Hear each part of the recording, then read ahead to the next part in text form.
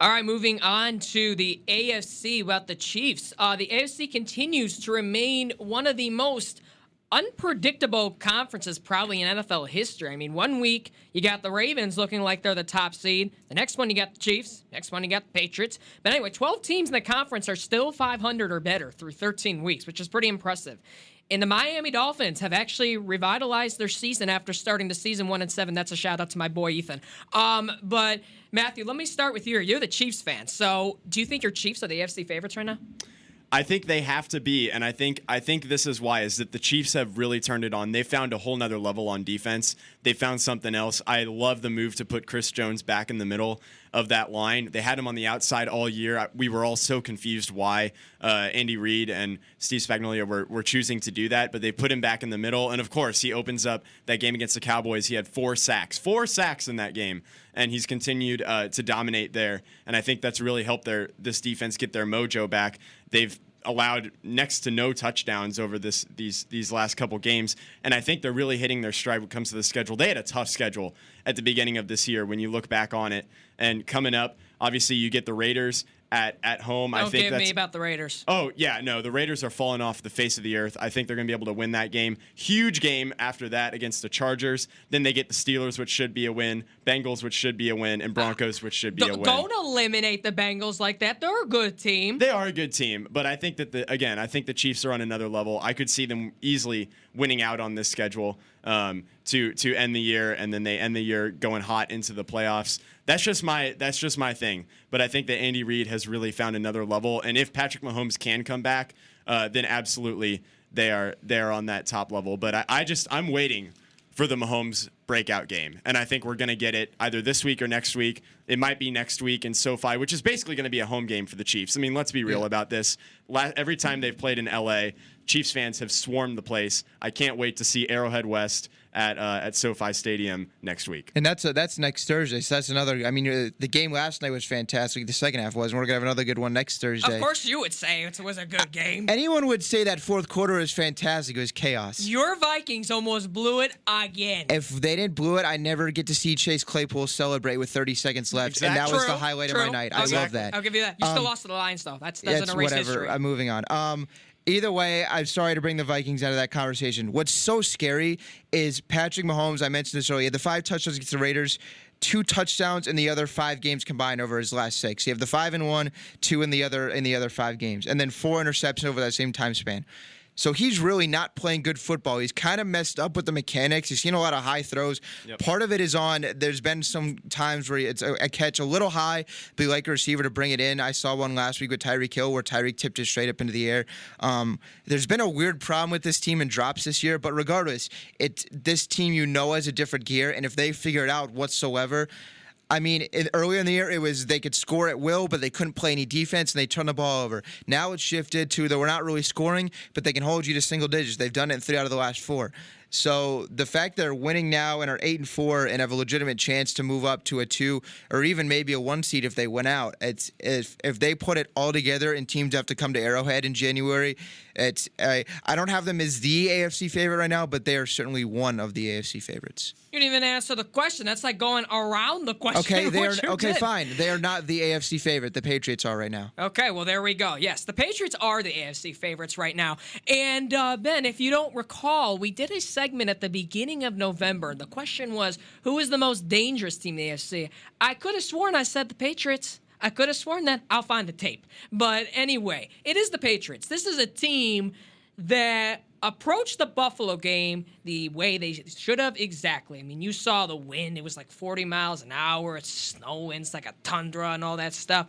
They passed the ball 3 times. They only had 48 plays they ran. 45 of those were runs. They run for over 200. It was like 220-something yards that they ran for. And, how to win championships is having a great defense and having a running game. Patriots have both. And something about the Patriot way, one of those things that is always never really stated is keep getting the ball into the end zone and not turning the ball over.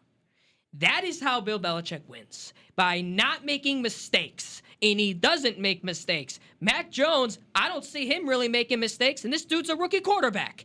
This dude can actually be going to SoFi this year in his rookie season.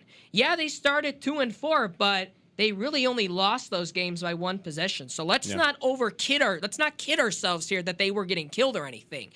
But I think Micah Hyde and Jordan Poyer of the defense of the Buffalo Bills, they must have forgot who owned the AFC East the last 20 years besides last year. The Patriots were only 8-8 last year. They could have been 9-7. They were one play away from being 9-7.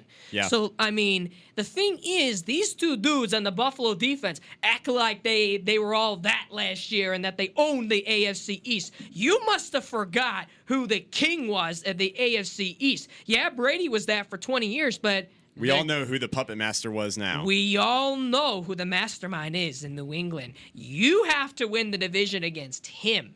I don't think that's happening for Buffalo this year. And Sean McDermott was very salty in that press conference, by the way. He's basically said, let's not give them more credit than we have to. You're just upset that you have to pay rent, basically, in the AFC East. You were rent-free last year. So let's not act like, basically, it was nothing.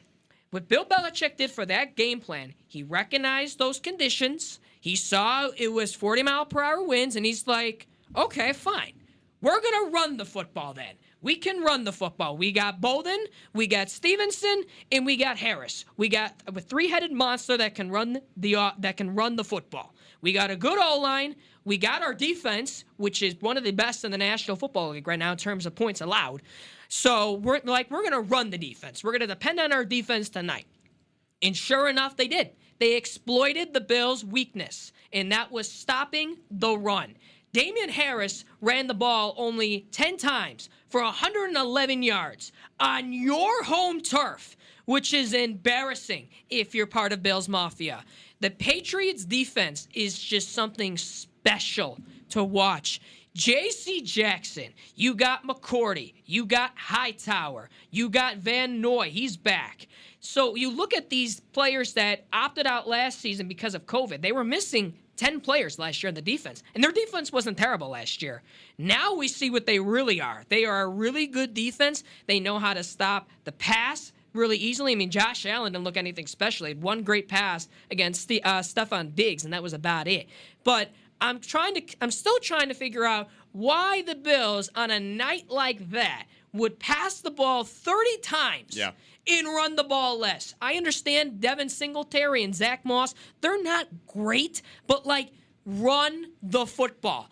And that's the asterisk that I have on that, is that the Bills' game plan was so egregiously bad that it gave Belichick the opportunity for his plan to work. So who knows if the Bills would have run the ball more, if they had the kind of running game. But that's the kind of thing that I look at when I see Kansas City. And I'm really not trying to be biased as a fan here. I'm really trying to look at this objectively. But Kansas City does have a potent running game with Edwards-Helaire and Williams. I feel like that gets forgotten about a lot. But those two in the backfield are making moves and would be able to sustain in that kind of ground and pound game that they would have to play against New England, whether it's in Foxborough or in Kansas City, both of which are going to be harsh winter conditions when we hit the playoffs. I think that Clyde Edwards-Helaire injury may have helped the offense as a whole a little bit, just because they got the chance to see what they have in Darrell Williams, and now that Clyde is back, they realize, we can do kind of this two-headed monster thing. It may not be the elite two-headed monster that you've seen over the last couple of years, like Ingram and Kamara, or even Cook and Madison,